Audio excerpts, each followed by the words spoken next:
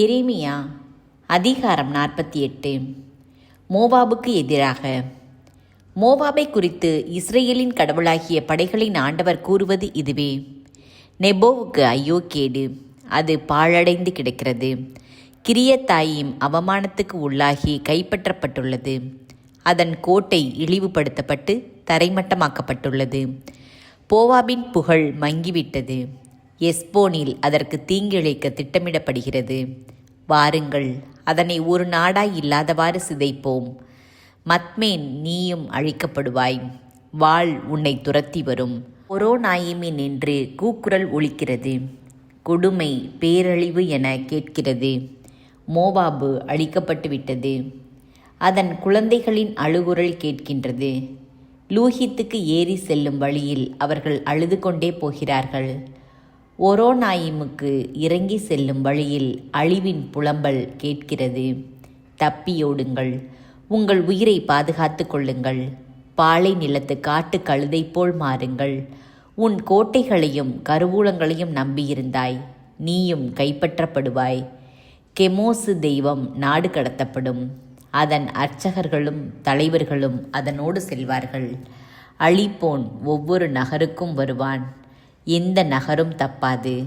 ஆண்டவர் சொல்லியிருப்பது போல் பள்ளத்தாக்குகள் பாழாகும், சமவெளிகள் அழிக்கப்படும். மோவாபுக்கு இறக்கைகள் கொடுங்கள், அது பறந்தோடட்டும். அதன் நகர்கள் பாழாக்கப்படும், அவை குடியிருப்போர் அற்றுப்போகும். ஆண்டவர் தம் அலுவலை அக்கறையின்றி செய்பவன் சபிக்கப்பட்டவன். குருதி சிந்தாமல் தன் வாளை வைத்திருப்பவனும் சபிக்கப்பட்டவனே. மோவாபு இளமை முதல் அமைதியில் வாழ்ந்து வருகிறது. மண்டியை அடியில் கொண்ட பழம் திராட்சை ரசம், அது கலகத்தினின்று கலகத்திற்கு மாற்றப்படாதது, நாடு கடத்தப்படாதது. அதன் சுவை குன்றவும் இல்லை, அதன் நறுமணம் மாறவில்லை.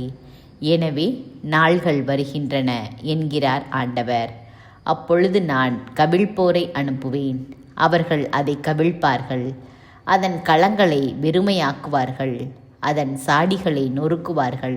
இஸ்ரேல் வீட்டார் தாம் நம்பிக்கை வைத்திருந்த பெத்தேலை குறித்து இகழ்ச்சியுற்றது போல மோவாபு கெமோசை குறித்து இகழ்ச்சியுறும்.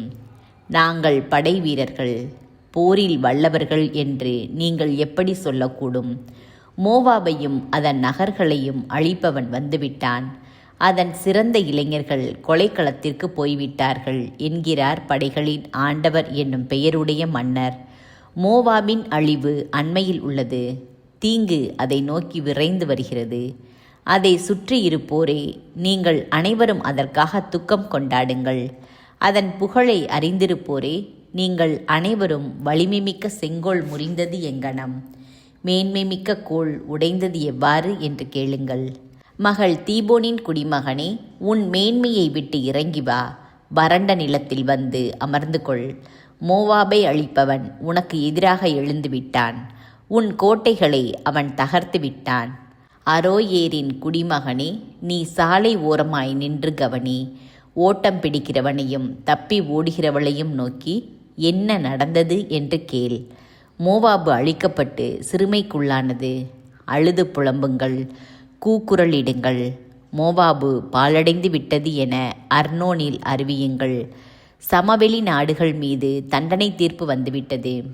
ஓலோன், யாகுசா, மேப்பாத்து, தீபோன், நெபோ, பெத்திப்லத்தாயிம், கிரியத்தாயிம், பெத்காமுல், பெத்மெகோன், கெரியோத்து, போஸ்ரா மீதும் அருகிலும் தொலையிலும் உள்ள மோவாபு நாட்டு நகர்கள் மீதும் வந்துவிட்டது.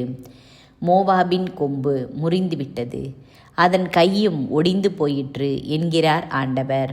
மோவாபுக்கு போதை வெறி ஏற்றுங்கள், ஏனெனில் அது ஆண்டவருக்கு எதிராக பெருமையடித்து கொண்டது. அது தான் வாந்தி எடுத்ததில் கிடந்து புரளும். ஏளனத்துக்கு ஆளாகும். இஸ்ரேல் உன் நகைப்புக்கு ஆளாகவில்லையா? அவனை பற்றி நீ பேசும்போதெல்லாம் உன் தலையை ஆட்டி பழித்தாயே. அவன் என்ன திருடர் கூட்டத்தை சேர்ந்தவனா? மோவாபின் குடிமக்களே, நகர்களை விட்டு வெளியேறுங்கள். பாறை பகுதியில் குடியேறுங்கள்.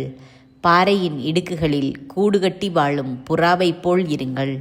மோவாபின் செருக்கை பற்றி நாங்கள் கேள்வியுற்றோம். பெரிதே அதன் இருமாப்பு. அதன் ஆணவம், செருக்கு, அகங்காரம், அகந்தை பற்றியெல்லாம் கேள்வியுற்றோம். அதன் திமிரை நான் அறிவேன் என்கிறார் ஆண்டவர். அதன் தற்புகழ்ச்சி எல்லாம் பொய், அதன் செயல்கள் யாவும் பொய். மோவாபை முன்னிட்டு நான் ஓலமிடுவேன், மோவாபு முழுவதையும் குறித்து அலறி அழுவேன். கீர்கிரேசின் மனிதர் பொருட்டு புலம்புவேன். சிப்மாவின் திராட்சை கொடியே, யாசேருக்காக அழுவதை விட அதிகமாய் உனக்காக அழுவேன். உன் கொடிகள் கடல் வரை படர்ந்துள்ளன, யாசேர் கடலை எட்டியுள்ளன. கோடை பழங்கள் மீதும் திராட்சை பழங்கள் மீதும் அழிப்போன் பாய்ந்து வந்தான்.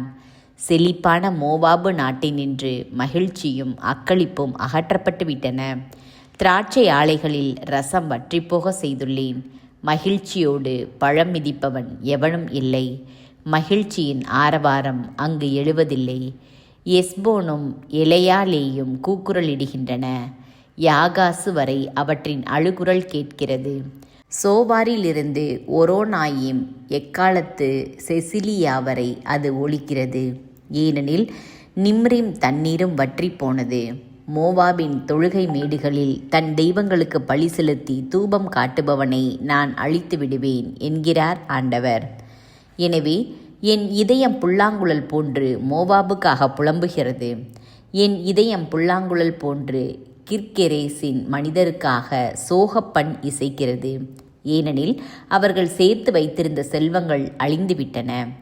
அவர்கள் அனைவருடைய தலைகளும் மழிக்கப்பட்டுள்ளன, தாடிகள் அகற்றப்பட்டுள்ளன. எல்லா கைகளிலும் வெட்டுக்காயங்கள் உள்ளன, இடைகளில் சாக்கு உடை காணப்படுகிறது. மோவாபின் வீட்டு மேல்தளங்கள் எல்லாவற்றிலும் அதன் தெருக்களிலும் ஒரே புலம்பல். ஏனெனில் யாரும் பொருட்படுத்தாத பாத்திரத்தை போன்று மோவாபை நான் உடைத்தெறிந்தேன் என்கிறார் ஆண்டவர். இப்படி அது நொறுக்கப்பட்டு கிடக்கின்றதே, இப்படி அவர்கள் புலம்புகின்றார்களே, இப்படி மோவாபு வெட்கி தலை குனிந்து நிற்கின்றதே.